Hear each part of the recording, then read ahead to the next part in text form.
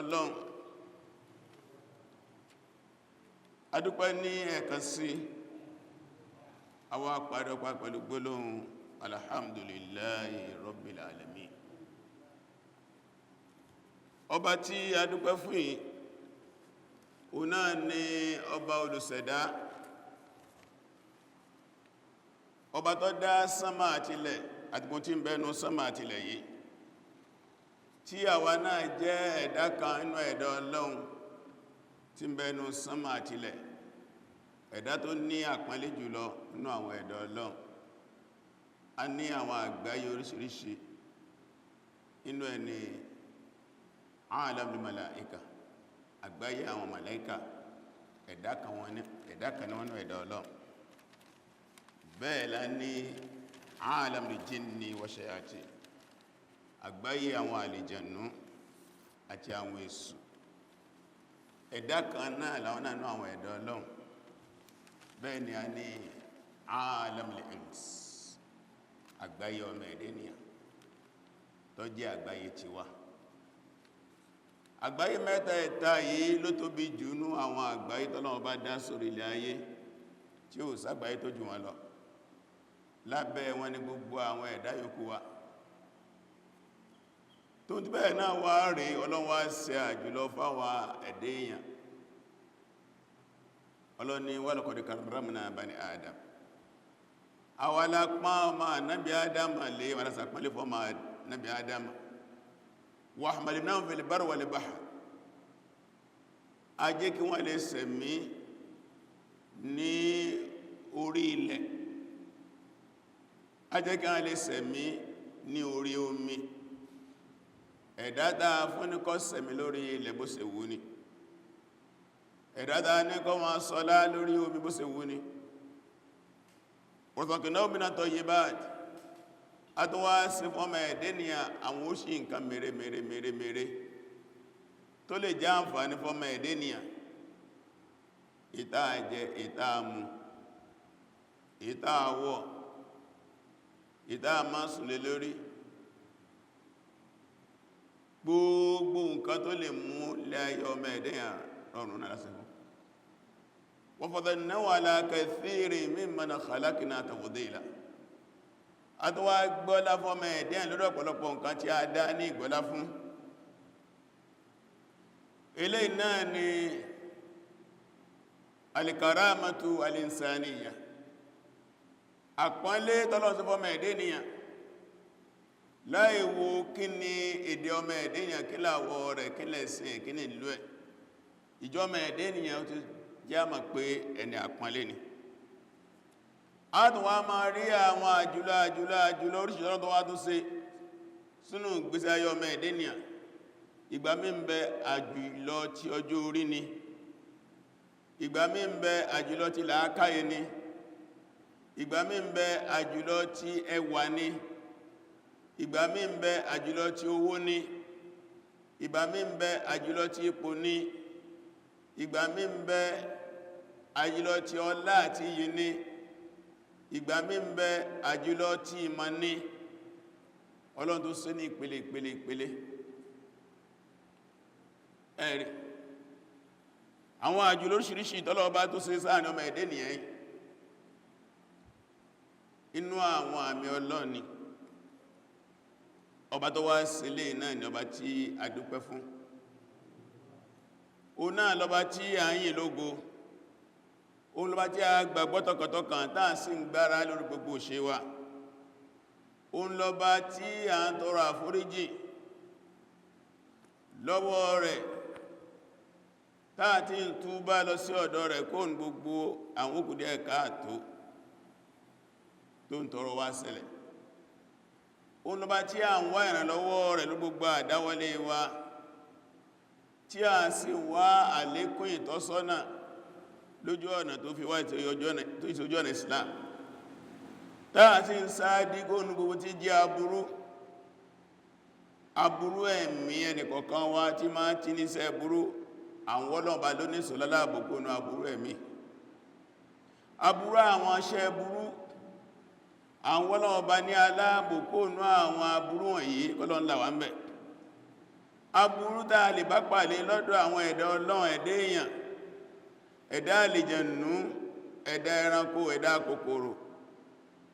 èyí tí bá fẹ́rẹ́ rìn, èyí tí bá omi rìn, èyí tí bá ilẹ̀ mọ́ tí bá lẹ́ẹ̀sù, tààrọ̀ kùtùkù tí ìdájí, tí ìyálẹ̀ta, tọ̀sán gangan, tààrin òru. Àwọn ọlọ́ọ̀bá lálábò kọ́lọ̀ agbóhùn gbogbo àwọn aburú wọ̀nyí. Ọba wa yìí olùfini mọ̀nà ní, ẹni ọlọ́ọ̀bá ìbá fi mọ̀nà kan tó lè sọnù láìláì.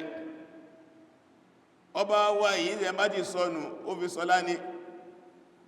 kùsẹ́ tó lè fi ọ̀nà márú ẹni bẹ́ẹ̀. Adúgbàwọ́lọ́ọ̀bá náà tí ó sọ wánà tó fi wọ́n mọ̀nà. Kọ́lọ́ọ̀bá ṣe àlékún mọ̀nà wa, adúnwà jẹ́ ìpọ́lọ́ọ̀bá tí àrùn rẹ̀ yọ kan ní kò pé méjì kò lórúkọ lọ́bá kan, kò lẹ́láfíjọ láfiwé. Adúnwà jẹ́ ìpẹ́ ànábọ̀wà Muhammad sallallahu alaihi wasallam, Abdullah, ẹrú ọlọ́ọ̀bá Allah ni, wa rasuluhu, òjíṣẹ́ rẹ̀ ni, wa habibuhu, olólùfẹ́ ni, wa safiyuhu, ẹni mímọ́ rẹ̀ ni, wa aminu ala wahyihi, olùfọkàntán rẹ̀ ni lórí iṣẹ́ tọ́lọ́run bá fi rán. Ẹ̀rí ìrọ̀lọ́n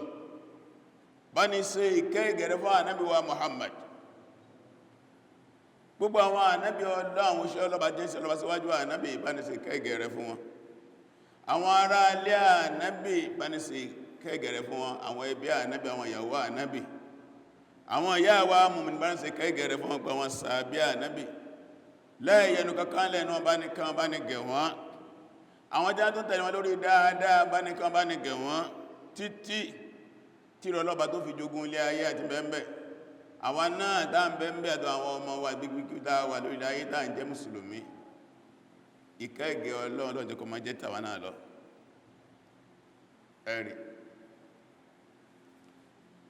àkó rẹ̀ ìdánilẹ́kọ̀ọ́ wa ti ní ọ̀nà ni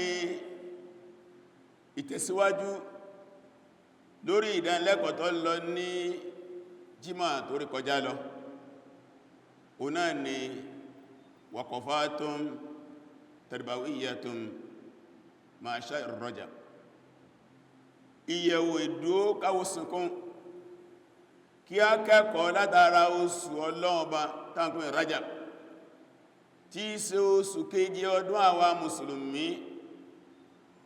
oṣù Islam, ó tó ní ìbátan pẹ̀lú ìjírà ànábì ìrìn àtànàbí sí láti ìlú Mákà sí Mádínà, tó tó wá jẹ́ ọ̀kan ní oṣù ọ̀wọ̀ mẹ́rin. A bẹ̀rẹ̀ sí kọ́ ẹ̀kọ́ ìlànà rẹ̀ ní nínú ẹ̀ tó yàtọ̀ pé àkán sọ ìtàn lásán. Waqafatun tarbawiyyatun, àwọn ìwòye ìkẹ́kọ̀ọ́ ìlànà rí láti jẹ́ ní Ọlọ́run. Táà ti sọ fún pàtàkì oṣù yìí nínú útùbà wa tó rí kọjá lọ, ó láti ń bẹ fún oṣù yìí àti àjùlọ oṣù lórí àwọn oṣù yòókù, torípọ́ jẹ́ kan nínú àwọn oṣù ọ̀wọ̀ mẹ́rin: Zulqa'da, Zulhijja, Al-Muharram, Rajab. Àwọn oṣù ọ̀wọ̀ mẹ́rẹ̀ẹ̀rin nìyẹn asọ̀túnmọ́ kí ní jẹ́ oṣù ọ̀wọ̀, oṣù táà máa bọ̀wọ̀ fún, táà máa ń pánlé, ó tí àwọn kan jẹ́ ìwọ̀nú ẹ̀ tó pé ṣe olóore táà bá ṣe ń bẹ̀ àlékún lẹ́san táà gbà. Bá bá sì ṣe àìdá ń bẹ̀, ìlọ́pọ̀lọpọ̀ náà ni ẹ̀san àìdá yẹn náà lọ́dọ̀ Ọlọ́run, ó táà fi máa sọ ara. Ṣùgbọ́n lè ní mítàfẹ́ tẹnumọ́ jùlọ, ó náà ni àwọn ìṣẹ̀lẹ̀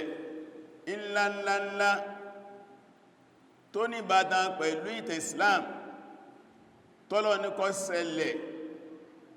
nínú oṣù Rajab nínú ìtàn. Yẹn náà ni àkọlé ọ̀rọ̀ wa lẹ́nu. Ká tó wá tẹnubọ̀ ọ̀rọ̀ náà, gẹ́gẹ́ bí ìlànà Islam, súnà ní Muhammad sallam, súnà àwọn bàbá wa ṣáájú rere, o náà nígbàtí bá fẹ́ ṣe khutbah, wọ́n fẹ́ báwọn yẹn sọ̀rọ̀, wọn ti síwájú wasiyatullah òun náà ni ìmọ̀ràn Ọlọ́run alladhi hiya taqwahu, òun náà ni ìpáyà Ọlọ́run. ẹ̀rì torí díẹ̀ láti àsìkò yìí lọ ibi tí mo bá yín sọ̀rọ̀ àdánà tẹ́ ń gbọ́ mi, mo ń ṣe ìkìlọ̀ fún ara mi, mo tún fẹ́ iná ẹ jẹ́ ká páyà Ọlọ́run báyìí. tó pé dáa bá wò nínú àwọn ìdí tọ́lọ́run torí ẹ̀dá wa sáyé, tó torí ẹ̀ ní ká máa sin ohun, nínú ẹ̀ ni tàkíkù taqwallahi subhanahu wa ta'ala, o náà ni ìfirinlẹ̀ ìpayọ̀ Ọlọ́run, ìfi ìpayọ̀ Ọlọ́run bá rinlẹ̀. ẹ̀rí nínú Suratul Baqara ní àyá 21, ìgbàtọ́lọ́run bá ń pa wá láṣẹ kí ló ń fẹ́ lọ́dọ̀ àwọn ọmọ ẹ̀dẹ́ ènìyàn, ó ní ya ayyuhan nas, ọlọ́mọpẹ̀yọ ọmọ ẹ̀dẹ́ ènìyàn, u'budu rabbakum alladhi khalaqakum, ẹ̀sìn Ọlọ́run bá yín tó náà ló dá yín. ẹ má sìn nǹkan mí lẹ́yìn Ọlọ́run, ẹ má sìn ẹ̀dá ẹgbẹ́ yín, ẹ má sìn yàn, ẹ má sìn tí ó tó yínú àwọn ẹ̀dá Ọlọ́run. igi ẹ má sìn, òkúta ẹ má sìn, odò ẹ má sìn, afẹ́rẹ́ ẹ má sìn, oòrùn ẹ má sìn, ìràwọ̀ ẹ má sìn, gbogbo tí jẹ́ ẹ̀dá tọ́lọ́run bá dá ọlọ́lá àgbọ̀sìn kankanú wọn. u'budu rabbakum, Ọlọ́run bá yín tó ṣẹ̀dá yín tí ń tọ́jú yín náà ní kẹ́sìn. walladhina min qablikum, o náà ló dá wọn tí wọ́n síwájú yín, o náà ní kẹ́sìn. la'allakum tattaqun, kẹ́lẹ̀bà páyọ̀ lọ.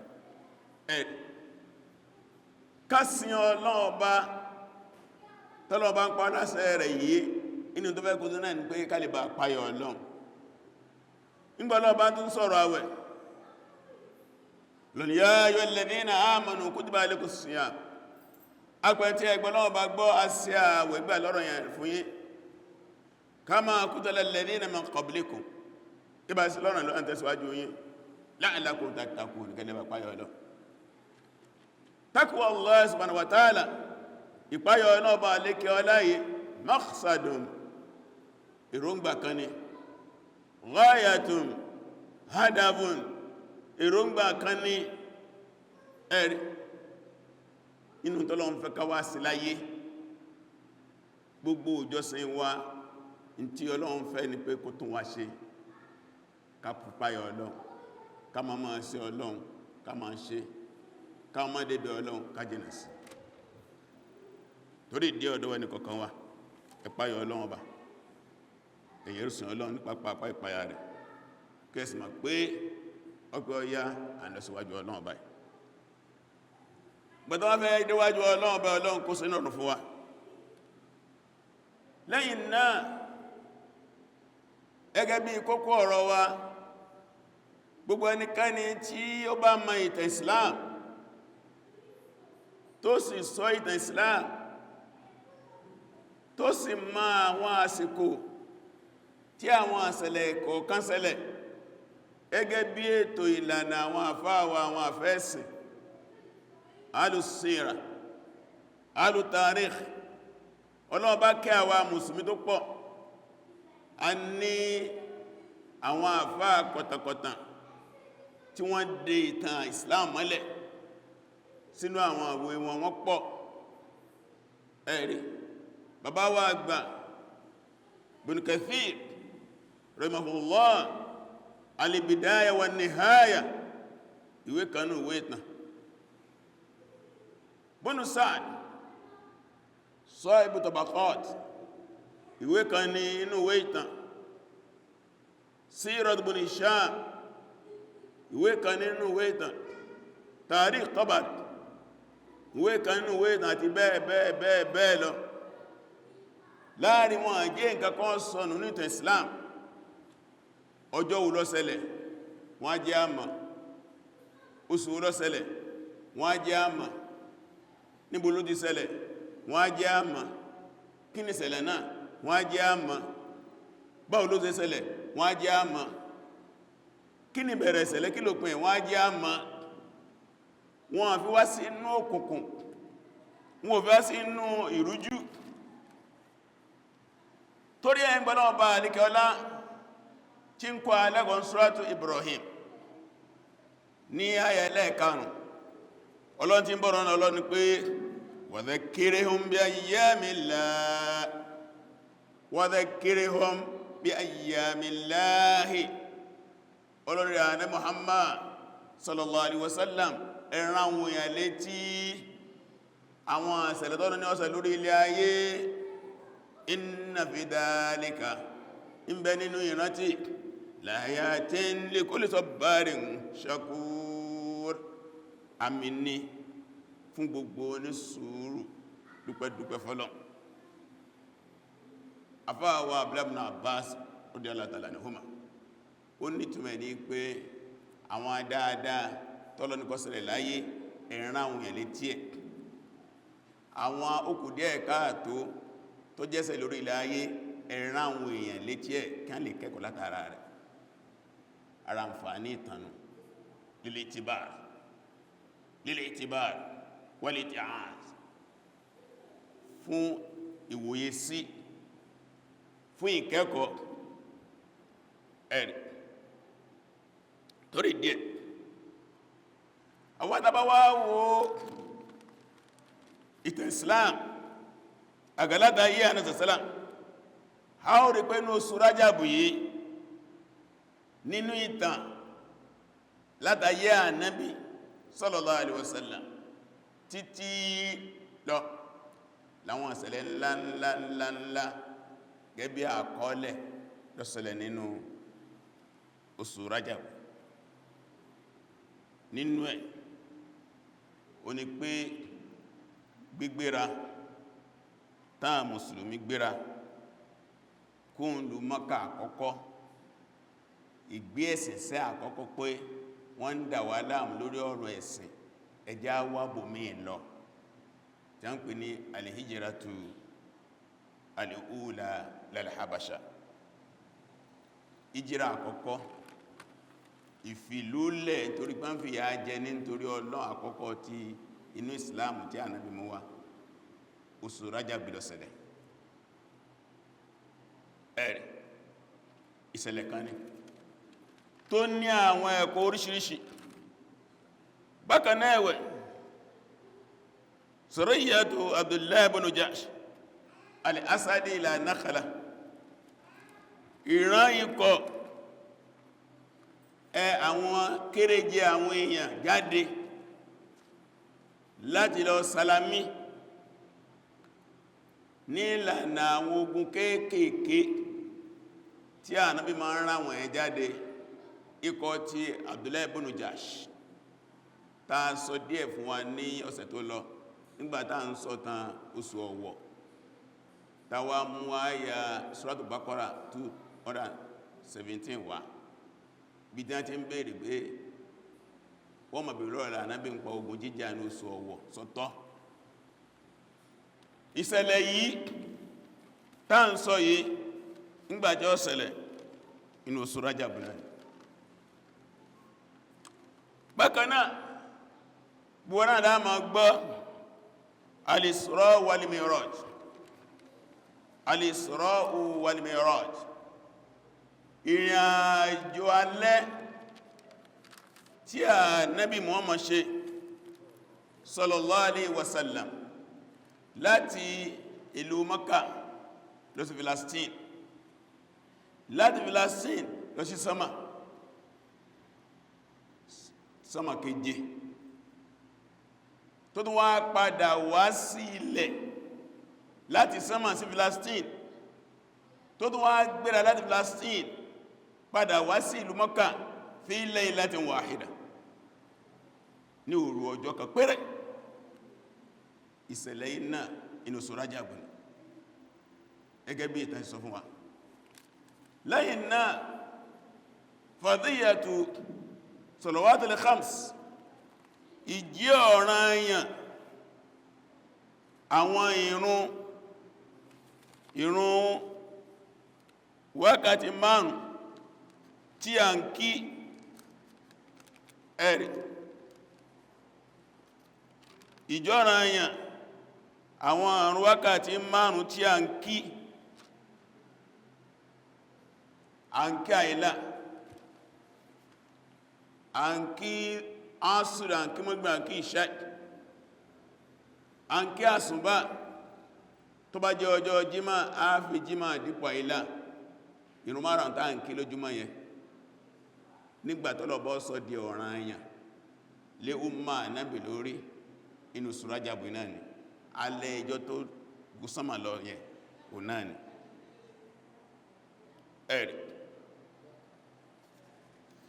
ẹ̀rí bákan náà ẹ̀wẹ̀ àwọn àfáà ní gẹ́sọ̀tù Tabuk ogun Tabuk ogun ńlá kan ni tí Ànábì gbéra àtàwọn mùsùlùmí láti lọ pàdé àwọn kèfèrí tí wọ́n fẹ́ paná Islam àwọn àfáà kọ̀tọ̀kọ̀tọ̀ ní ogun iná rẹ̀ ó bẹ̀rẹ̀ wọ́n lọ sójú ogun yìí inú oṣù Rajab ní ọdún 9 lẹ́yìn ìjírà òun náà ń pè ní Ghazwatul Usra ogun ìṣòro ogun ìnira lásán tọrọ tó rọ̀pọ̀ ma bákan náà inú àwọn àṣẹlẹ̀ yìí òun náà ni wafatu Malik an-Najash òun náà ni ọba tí Ànábì ní káwọn mùsùlùmí lọ rí bá ní ìlú Abasha tágbé ní Abyssinia jọ́nà lọ́n tó jẹ́ Ethiopia lẹ́ni tí Addis Ababa jẹ́ capital Ethiopia lẹ́ni ọba tó gbọ́n mùsùlùmí lálejò lákọ̀ọ́kọ́ yìí nígbàtí ó jáde láyé inú oṣù Rajab náà ni o náà ni a kéde ikú rẹ̀ tí màlẹ́kà Jibril wá tún fọkú rẹ̀ fún Ànábì ọba ti gba Islam ṣùgbọ́n kò sáà mùsùlùmí lọ́dọ̀ ẹ̀ láàrín fi kírun sí láàrín Madina ìrun dáa máa kí sókò tí ó sí mẹ́ lára ilẹ̀ Syria àgbà capital rẹ̀ Damascus nígbàtá mùsùlùmí fẹ́ gbà tí ọlọ́ọ̀bá alékẹ́ ọlọ́díká máa ṣe ń tán pé ní alifatu al-islami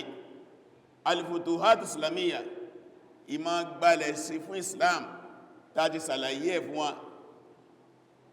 níbi tán pé Syria lẹ́nì nígbàtá mùsùlùmí fẹ́ gbà ní oṣù Rajab náà ni ẹ̀rì wọ́n ń pè ogun kan ní marakatu Zalaqa ẹ̀rì ní orí ilẹ̀ Spain ní Andalus ìgbàtá mùsùlùmí fẹ́ win ní ogun yìí inú oṣù Rajab náà ni lẹ́yìn ìgbà tí àwọn alágbélébù tí wọ́n wọ ìlú àwa mùsùlùmí jọ́nà lọ́n tí wọ́n gba Baitul Maqdis wọ́n gba Palestine lọ́wọ́ mùsùlùmí wọ́n jẹ gàba lé ilé Ọlọ́run tí ń bẹ́m̀bẹ̀ bí táà lè pè ní Jerusalem lẹ́ni ìgbàtí wọ́n fẹ́ gbà padà lọ́wọ́ àwọn alágbélébù tí àwọn mùsùlùmí padà wọ inú ìlú yẹ padà lẹ́yìn ọdún gbọ́ọ̀rọ̀ pẹ̀lú àfáà wa àgbà Salahuddin al-Ayyubi rahimahullah ramadan wasa o náà ló líìdí àwọn mùsùlùmí gba ìlú yìí ńgbà wọn gba ìlú yìí náà lóṣù Rajab ni ó tún wá jẹ́ ọdẹ 27 Rajab 583 hijira 1187 miladi ẹ̀rí àwọn ṣẹlẹ̀ pọ̀ inú oṣù Rajab gbogbo ṣẹlẹ̀ kọ̀ọ̀kan ló wà ní ẹ̀kọ́ tiẹ̀ láfi ní pé waqafatun tarbawiyyatun mal waqa'ihi wal hadath at-tarikhiyya alladhi waqa'at fi shahr Rajab àwọn ẹ̀kọ́ ìlànà rẹ̀ ní ìjẹni Ọlọ́run lórí àwọn ìṣẹ̀lẹ̀ tọ́lọ́ ní kó ṣẹlẹ̀ lóṣù Rajab. ẹnà ẹ̀wò díẹ̀ tàkà fún wa ó jù bẹ́ẹ̀ lọ ọkàn yẹn díẹ̀ fún ìbẹ̀ ni. ẹ jẹ́ wá bẹ̀rẹ̀ lórí ìṣẹ̀lẹ̀ àkọ́kọ́. kí a kọ́ ẹ̀kọ́ lórí ìṣẹ̀lẹ̀ àkọ́kọ́. kí ìṣẹ̀lẹ̀ àkọ́kọ́ náà ó náà ni alhijratu al'ula ila al-Habasha. ìjírà àkọ́kọ́ tí a mùsùlùmí kọ́ ṣe láti ìlú Mọ́kà ọya ìnira ẹ̀sìn pọ̀. àkọ́kọ́ ìjírà mùsùlùmí ìjáde kó ní ìlú nítorí tọ́lọ́pẹ́ ní wá lára tí a kọ́ sí láyé inú tàn inú oṣù Rajabu yìí. gbẹ́tọ́lọ́ bá sọ ní Muhammad ànábì Ọlọ́run sallallahu alaihi wasallam pẹ̀lú gbólóhùn Iqra bisrabbika alladhi khalaq khalaqal insana min 'alaq Iqra wa rabbukal akram alladhi 'allama bil qalam 'allama al insana ma lam ya'lam. ẹ̀rì gbólóhùn ká máa ká ní ànábì fìdí ànábì Ọlọ́run. ẹ̀rì ńgbọ̀ ya Ọlọ́run tó sọ suratu Mudaththir ya ayyuha Mudaththir qum fa'anzir wa rabbaka fakabbir wa thiyabaka fatahhir wa rujza fahjur wa la tamnun tastakthir. Ọlọ́run tó ní kí ànábì dìde ẹ̀rì ó fi Iqra ó fi sọ́dọ̀ ànábì Ọlọ́run ó fi Mudaththir ó fi sọ́dọ̀ òjíṣẹ́ Ọlọ́run gẹ́bí àfáwà àgbà Ibn Qayyim ó ní nubbiya bi Iqraha wa ursila bi Mudaththir. ó láàsọ ànábì dànábì Ọlọ́run pẹ̀lú gbólóhùn Iqra read ayé sọ́dọ̀ òjíṣẹ́ Ọlọ́run pẹ̀lú gbólóhùn Mudaththir ẹ̀rì. ànábì bẹ̀rẹ̀ ìpèpè rẹ̀ bi da'watu sirriyan ìpèpè bòńkẹ́lẹ́ ìpèpè májẹ̀lómi ọgbọ́ ad-da'watu al-fardiyyatu as-sirriyya individual contact in secret tẹ́lómi ọgbọ̀dọ̀ gbọ́ kí dá ń sọ ń ta gbangba ọ̀rọ̀ kọ̀rọ̀ ni mọ́jẹ́ àgbọ́ ni anábẹ̀wà wò inú ọ̀tí asúnmà tí ń bá sọ̀rọ̀ yìí tí ó bá ti ẹni gbà tèmi kò ní dìtẹ̀ mi kò ní pariwo mi síta mẹ́sẹ̀ kọ́ntàjì ẹnìkọ̀ọ̀kan wọn àwọn alásùnmẹ́ àwọn ará ilé ẹ̀ ìyàwó ẹ̀ àwọn ọmọ ọ̀dọ̀ ẹ̀ àwọn ọmọ ẹ̀ àwọn ọ̀rẹ́ ẹ̀. àwọn ọ̀rẹ́ náà bọ́ta àwọn náà ń pè èyàn àwọn ọmọlẹ́yìn náà ń bọ́ta àwọn náà ń pè èyàn àtọkọ àtóbé. ó di pé ìlú ń rọ́ kí ni ń ṣẹlẹ̀ yípadà ń dé. ìgbà mí ń bẹ ọkọ lọ́kọ́ gbà ìyàwó tí gbà, ìgbà mí ń bẹ ìyàwó lọ́kọ́ gbà ọkọ tí gbà, ìgbà mí ń bẹ ọmọ lọ́gbà bàbá ọgbà, ìgbà mí ń bẹ bàbá lọ́gbà ọmọ ọgbà, ìgbà mí ń bẹ ẹ̀gbọ́n lọ́gbà àbúrò ọgbà, ìgbà mí ń bẹ àbúrò gbà ẹ̀gbọ́n ọgbà, ìgbà mí ń bẹ ọ̀rẹ́ gbà ọ̀rẹ́ kejì ọgbà,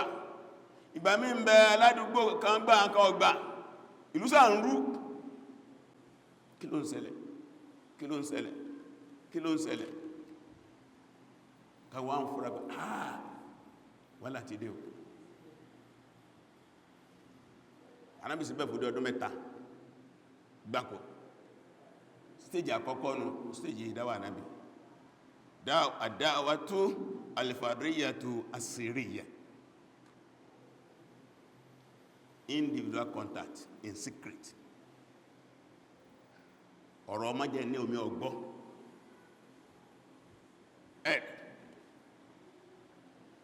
ńgbà lẹ́yìn ọdún kẹta àwọn yẹn ti gbà lọ. ọlọ́wọ́ ni fasda bima tu'mar wa'dan mushrikin. ọlọ́ni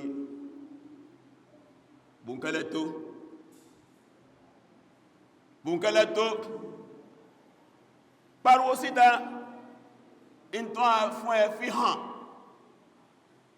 sí bí ìgbà tó rí àwọn ẹlẹ́bọ kò tí sí ariwo wọn. ìyẹn ni alimaratu thaniya min marahili dawati Muhammad sallallahu alaihi wasallam ó ní second stage inú stage dáwà Ànábì kí a pariwo síta kí wá sí di ọ̀rọ̀ ta ó ti kó nulé tí nulé ò dúró ìtàtúnkún. Ànábì wá ránṣẹ́ sí gbogbo ẹni tí bẹ́ẹ̀ lù Mákà gbogbo ilé kọ̀ọ̀kan mọ́ lọ́rọ̀ láti bá yín sọ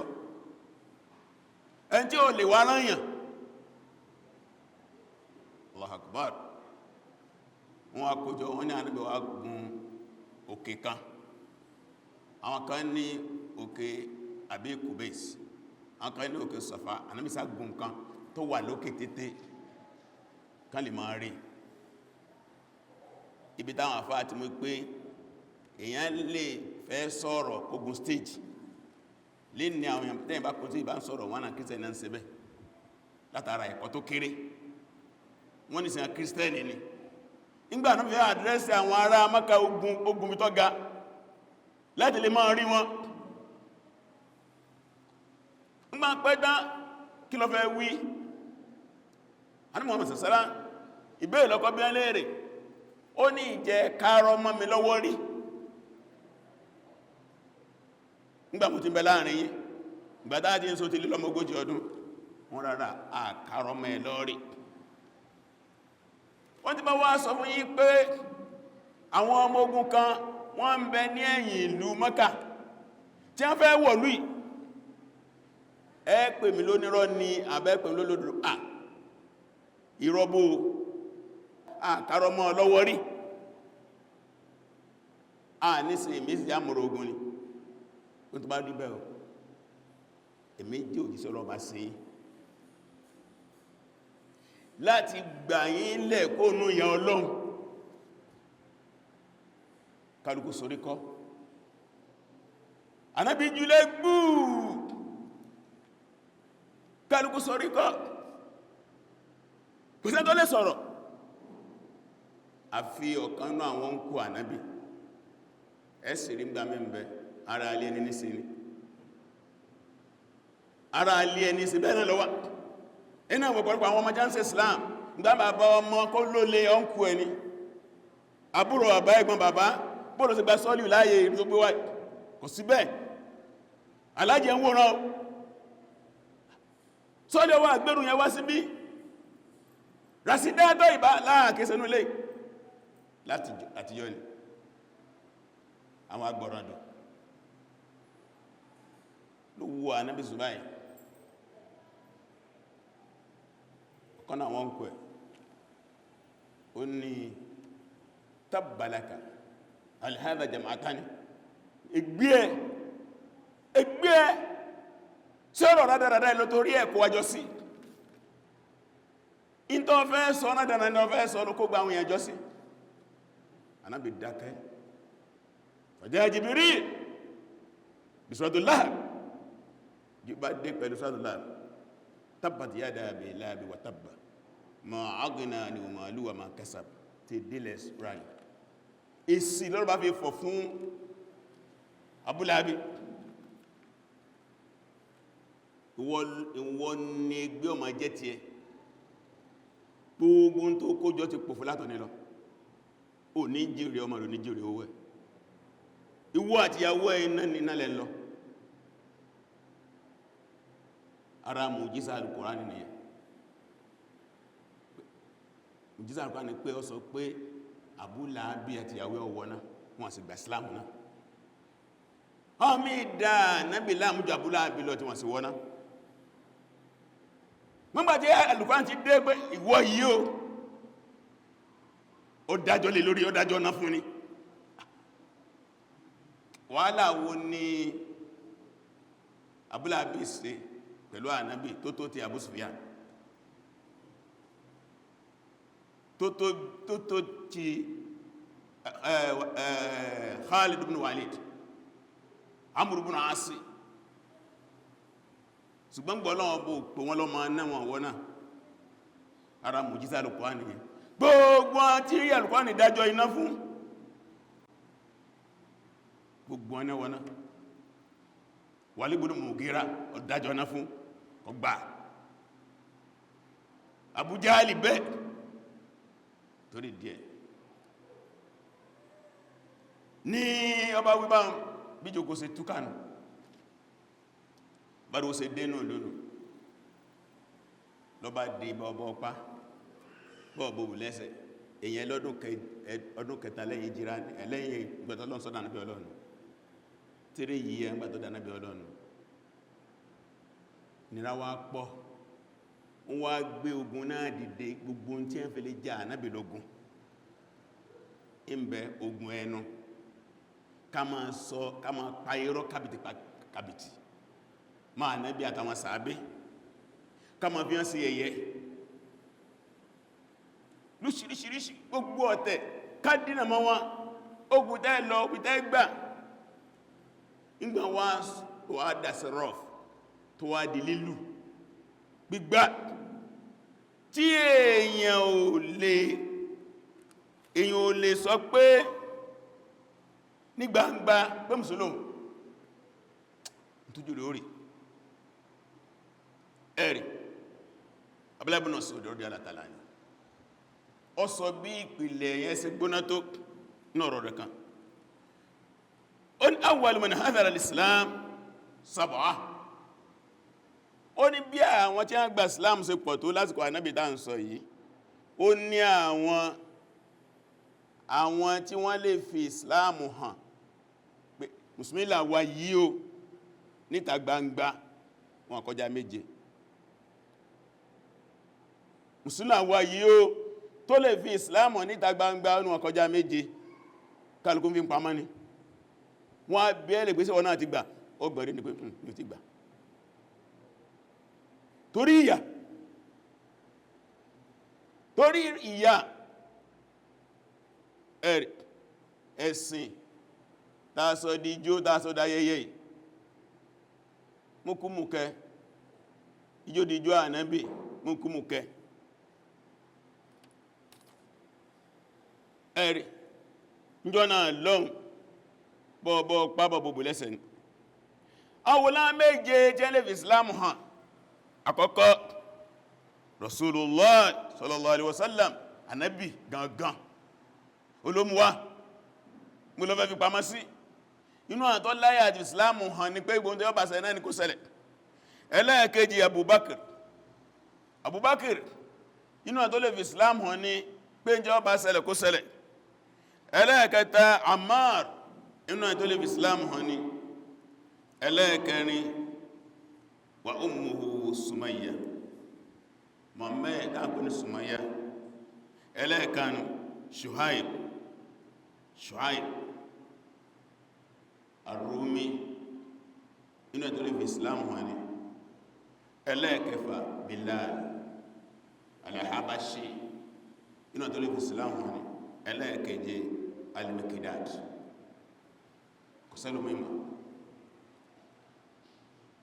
kò sẹ́lò mímọ̀ tó pé mùsùlùmí ni mínta gbangba àwọn méjì ẹgbẹ́rẹ́ kí wọ́n lọ ṣẹlẹ̀ ó ní amma Rasulullah ṣùgbọ́n ànábì ń tí ẹ̀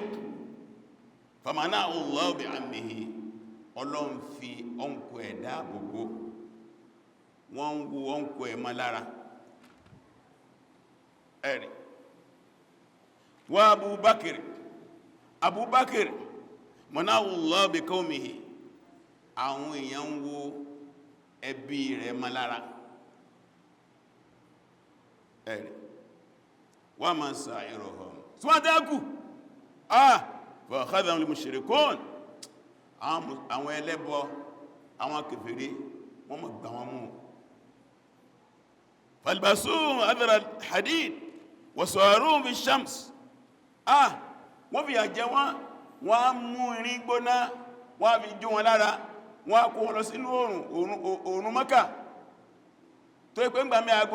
aago mẹ́sàn wọn lọ́n bí aago kan wá ń bé ni wọ́n fi ẹ̀yìn wọn lé àpáta ó tó gbé àpáta gbóná lé lórí tó pẹ́ gbà Islam. Wọ́n ní fama minhum min ahadin, wọ́n ní òsẹ́nìkan nínú wọn bí ìyá náà dé gbogbo tí a ní ó wí ló ń wí nígbà ìyá náà dé àfi Bilal nìkan. Ẹ̀rì tí a bá gbogbo tí a bá fi ṣe Bilal bá mọ̀ pé ahad ahad ahad ahad alọ́kàsọ̀lọ́lọ́ alọ́kàsọ̀lọ́lọ́. Ammar ibn Yasir wọ́n ní kó sọ pé òun ọgbà nábì gbọ́mọ́, òun ọgbọ́lọ́ọ̀bá ànábì gbọ́mọ́, kó bú ọlọ́ ànábì, kó bú ànábì gangan láì mọ̀, ó sì bú ọlọ́ bú ànábì.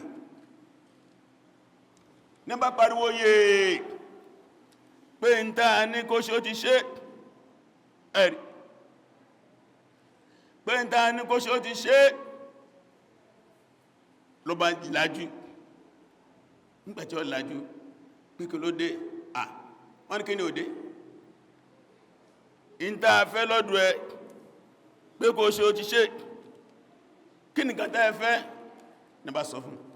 ó sì bú sẹ́kún gbà ló bá ń sunkún bí àròbó ló ń sunkún bí àròbó ló ń sunkún ní bá lọ sọ fún ànábì sallallahu alaihi wasallam wípé nǹkan má ti ṣẹlẹ̀. Ammar in tí a ní kó wí ó ti wí o, ànábì wà lọ rí bá gbánábì wà dọ́dọ̀ ẹ̀ gbọ́kín ló dé ó sálàyé. Ànábì ní báwo lọ́kàn ẹsẹ̀ rí nígbà tó wí, ó ní ọkàn ò tẹ̀ sí ń bẹ̀ rárá, ìgbàgbọ́ níbẹ̀ ní ọkàn jáde lórí ahọ́n ni. Ànábì ní bí a bá tó dé tí a bá ní wí wí, bí a bá tó dé bí a bá ní wí wí ló mọ́ Ọlọ́run bá sọ àyà kakalẹ̀ inú Suratul Nahl àyà 106. Ọlọ́run ní man kafara billahi ba'da imanihi, Ọlọ́run lẹ́ bá ṣe kèfèrí lẹ́gbẹ̀ẹ́ tó ti gbọ́ náà bá rẹ̀ gbọ́ tán ẹni ìyà ni o illa man ukriha, àyàbẹ̀ tí a bá jẹ nípa wí wa qalbuhu mutma'innun bil iman, ṣùgbọ́n ọkàn rẹ̀ ìgbàgbọ́ bẹ́ẹ̀ walakin man shara bil kufri sadran, ṣùgbọ́n tó bá ipọ́ mọ̀ọ́mọ̀ wí ọkẹ́ sí mẹ́mẹ́ ló fi wí yẹn nìkan níyà fa alayhim ghadabun min Allah, àwọn tí ó jìyà nìyẹn wa lahum adhabun adhim, ìyà tó sì tóbi níbẹ̀ fún wọn. Ìyẹn náà fi wá sọ yí pé tí a bá ti jẹ ní ń pàṣẹ nǹkan tí a ní ọ̀nà àbáyọ mọ́ tí a ní a ṣe tí ọ̀dá ẹ̀ á sì ṣe. Ànábì lọ́lọ́ ti gbé kó fáwọn àjọ ọ̀hún nǹkan mẹ́ta: al-khata, mistake, nisyan, àti tí a bá gbàgbé ṣe wọ́n istukru alẹ́, àti tí a bá jẹ wọ́n pàṣẹ. Nígbà wá rí báyìí wọ́n sì bẹ́ẹ̀ lọ gbówá di ọdún karùn-ún lẹ́yìn gbàtánà mi ti dáná bí ọlọ́ báyìí, ní ọdún kejì gbà tó pariwo síta lọ bá sọ wọn ìpé tó gbò tí rí báyìí ẹ kú ní Maka ẹ lọ sílùú kan tó pé Ọlọ́run kí ànábì gan ọmọ tí ń lọ káàkiri ayé, ó ní wọ́n wà lọ sí Habasha bí tá ń pè ní Ethiopia lẹ́nu tí Addis Ababa jẹ́ capital náà ń pè lábẹ́ sínú àjọ náà lọ lónìí Ethiopia ní jẹ́. Wọ́n á gbéra kó ń bẹ̀ láti Maka wọ́n lọ sí Ethiopia gẹ́gẹ́ bí ìtàn ṣe sọ fún wa. Àwọn tí wọ́n kọ́ gbéra níjọ́ náà lọ wọ́n jẹ́ bí ọkùnrin 12 obìnrin 4, 12 men 4 women ẹ̀nà kọ́ gbéra. Usman bin Affan ló lè dí wọn àti ìyàwó Ruqayya ọmọ Ànábì. Ọkọ̀ ojú omi náà wọ̀dọ̀ kó tó di pé wọ́n lọ, Ànábì sọ fún wọn sallallahu alaihi wasallam, ó ní ẹ wá lọ sílùú kan tí ọba kan bẹ́ẹ̀bẹ́ ọba yọbọ ní déédé ní, wọn kìí ṣe àbòsí síyàn lọ́dọ̀ ẹ̀. Ànábì fi déédé ròyìn ọba yìí pé kò sí àbòsí, wọn kìí ṣe àbòsí tí a bá dé ọ̀dọ̀ ẹ̀. Wọ́n sì débẹ̀ lóòtọ́, ó gbà wọn tọwọ́ tẹsẹ̀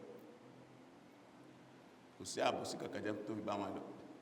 àwọn ará Mákà tó ń kó àwọn èèyàn lọ láti lọ parọ́ mọ́ wọn kò tẹ́tí gbọ́rọ̀ yẹn ẹ̀rì wọ́n wà ń bẹ̀ fáwọn àsìkò kan tó sì gbà wọn láàyè ó padà gba ìsìláàmù lọ́wọ́ wọn ló fi gbígbà tó kú tí wọ́n kéde tí Jibril sọ fánàbí anábì kírun sílá ìrun tá a máa sókùjú sí mẹ́ lára ilé ní inú àwọn ìṣẹ̀lẹ̀ tó ṣe lóṣù Rajab ìtàn má lè gbàgbé ni ẹ̀sìn tó wá di ẹ̀sìn rọrùn báyìí bí a ṣe bẹ̀rẹ̀ rẹ̀ nù wọ́n lé wọn kú olè nítorí ẹ̀ wọ́n kọ̀ wọn lọ́mọ wọ́n kọ̀ wọn ìyàwó wọ́n kọ̀ wọn lọ́kọ wọ́n kọ̀ wọn lẹ́gbọ̀n wọ́n kọ̀ wọn lábúrò wọ́n tó ti bẹ́ẹ̀ mọ́ ìyẹ́ wọn ògbò wọ́n mì wọ́n ìtàn wa nù Rájàbù náà ló ṣẹlẹ̀ ẹ̀rẹ̀ ní ọdún karùn-ún nígbàtá náà bí di ànábì Ọlọ́run ó náà ni ìṣẹ̀lẹ̀ ńlá ni bẹ́ẹ̀ wà láwọn ìṣẹ̀lẹ̀ míì náà tí ọlọ́ọ̀bà alékọlá tó ní kò tó ṣẹlẹ̀ tó rí délé àrípẹ́kọ̀ ńlá rẹ̀ bí wọ́n náà bá wá nínira lé nínú ẹ̀sìn ẹ wà náà tí ìtàn yìí tí wọ́n bá ń dẹ̀ láàmú wà náà tí ìtàn yìí ẹbí ló ń dẹ̀ láàmú láládùúgbò ni ibi iṣẹ́ náà tí ń dẹ̀ láàmú ni wà náà tí ìtàn yìí inú àwọn ẹ̀kọ́ tá a fẹ́ kọ́ ni ẹ̀ Islam ìtùgbẹ́ta bá fẹ́ ṣe a ní pè níjà ni kìí ṣẹ̀sìn yọ̀bọ́kẹ́ kìí ṣẹ̀sìn mọ̀fẹ́ wàhálà àlè dáadáa náà bí Ọlọ́run aláàtàn sàábé wọ́n bá ń wá wàhálà bàbá sí mójú tẹ́sìn yẹ sí àní wàhálà sí kò kán bọ̀ tó ilé ayé ẹ ń bá mú ẹ̀sìn ìdánisìsìn gbígbà tó gbóògùn náà mú ni ẹ̀sìkò ìlàwẹ̀ gbígbà tí yẹn gbóògùn náà mú ni ẹ̀sìkò ìlàwẹ̀ gbogbo tó bá lẹ́fẹ́ ṣe ọfẹ́ tẹ̀lé Ọlọ́run ọfẹ́ fẹ́yàwó ọlọ́fẹ́ tẹ súnà ọfẹ́ tẹ súnà ọmọ ọlọ́fẹ́ tẹ súnà ọfẹ́ sókú ọlọ́fẹ́ tẹ súnà ọmọ ìrìn tó jùlọ rí oyún táwọn súnà gidi rí òkèrè dàrúdàpọ̀ náà ní afẹ́ ká máa ṣe àmúlùmálà ní afẹ́ ká máa ṣe ní tí a fi máa ń yọ àwọn kan sójú òun náà nìyẹn torí díẹ̀ Ànábì sọ wá pé jaa al-islamu ghariban ọ̀sẹ̀ odò ghariban fatubal ghuraba ó lẹ́sìn bẹ̀rẹ̀ ẹ̀sìn àjòjì ààrùn lè rí yóò tó padà di ẹ̀sìn àjòjì oríire ìgbádùn ìdẹ̀kùn kọ́ máa bẹ fún àti àbá wà nípò àjòjì nígbàtí ìsìláàmù di ẹ̀sìn àjòjì ẹ̀sìkò ìláwàáyì kúndà fẹ́ ṣe lé ní tábálá ṣe bá náà bí ti ṣe tí ò ní di wàhálà ètò wá burú jù wàhálà abẹ ni pé àwọn tí ọkọ̀ dìde sí wà láwọn àfá àwọn táwọn èèyàn ń pè láàfá ní ọkọ̀ dìde yóò a máa fi ra rẹ̀ sàpéjúwe tẹ́kọ́ máa fàfá mí náà tí a jọra wọn sàpéjúwe àpéjúwe sí níbi kan àdó Ànábì lọ́wà laqad kana lakum fi rasulillahi uswatun hasanatun liman kana yarjullaha wal yawmal akhir wa dhakara Allaha kathira ẹnìkan lápéjúwe bẹ́ sí wa àfànábì àtàwọn sàábẹ̀ rẹ̀ tó rí díẹ̀ kàtàrà fún ìgbọ́lọ́n kó rẹ̀ síwájú wa. Allahu akbar.